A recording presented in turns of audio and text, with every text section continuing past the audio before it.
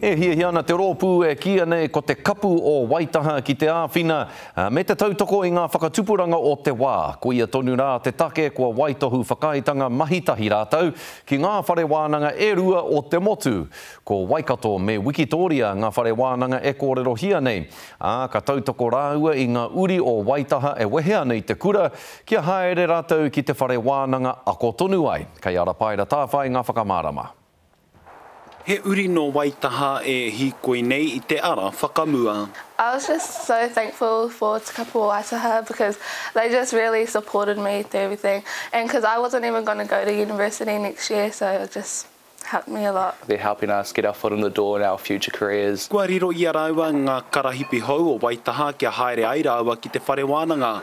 Kua waitohu whakaetanga te iwi me ngā whare wānanga o Waikato me Wikitoria kia hauruatia nā nama. Ko te wāri o ngā karahipi nei he te kaumā toru ki te kaumā whitu mano tāra. Nā te kaupapa herehau o Reipa, kia autu I te tautuatahi o ngā tauira I te whare wānanga, I whakaroa ke mātou, me pēhea e āwhina atu anō ai, e nei tauira I tuatu I tā Reipa, nō reira ka waihanatia ko tēnei kaupapa. Toko whārātau kua riro I ngā karahipi nei, ko Travis Moke ka haere ki Waikato whai I te ara matūtanga, ko Hey Bloom ka whai I te ture ki Wikitoria.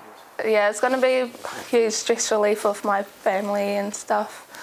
Yeah, just happy to help. I'm just happy for it. E hara ko ngā koranga anake kei te utua. It's going towards paying my halls of residence for the first year, so that's all paid for.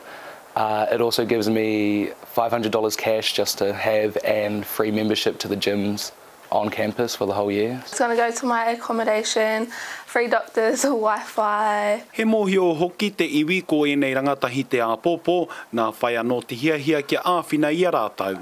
Ko te wawata nui o te iwi, kia piki ai o Nauri ki nā taumata tike o te mātaurana.